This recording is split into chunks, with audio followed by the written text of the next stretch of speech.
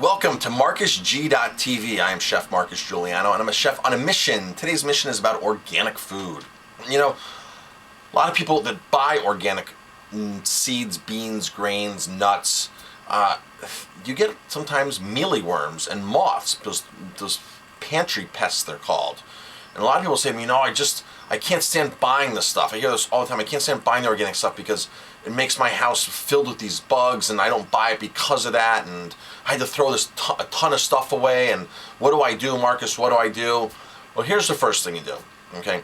Well, how we keep now, all of the nuts, seeds, beans, grains, rices are all organic at my restaurant we use. So they're going to be prone to have mealyworms that turn into these pantry moths, these pantry pests. That's just what's in food. Now, when you buy conventional food, most conventional foods are radiated, so they're in there, but they're just dead. The eggs are dead, so they're in the food whether they're dead or alive. Okay, that's the first thing. So if you get organic nuts, seeds, beans, grains, rices, stuff like that, flours, what we do is we put them in the freezer for a few days. That kills everything. Okay, that's the first step. Now in the summertime, some people at home, if I have them at home, I keep them in the freezer just constantly. In the wintertime, you don't have to because it's cool and then you don't invite their activity. When it's warm out, they like it to be warm, so that's when they become active and hatch and start growing. Now, the thing is, if you have these mealyworms, your rice is, your product is not bad.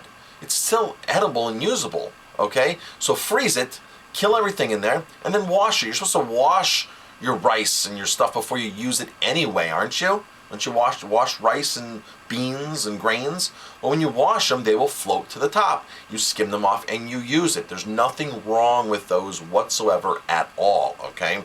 Now, the only time that I would consider throwing it away if I was doing this for personal use was if, when the moths get in there and they really start eating away, when they leave their trail, and you can see like a web of stuff, and they really start burrowing through, then it really becomes unpleasant and appetizing. But if there's just some worms and a few moths around, there's nothing wrong with that. Just freeze it, soak it, they'll float, but soak it before you're going to use it, okay?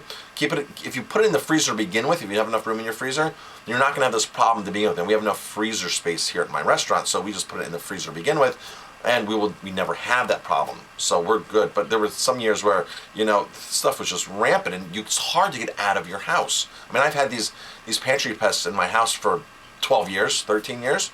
It's just, they're part of my house. They're just there. Even in the wintertime, one will come flying here, and they're like, okay, where'd that come from? Sometimes it comes from bird seed.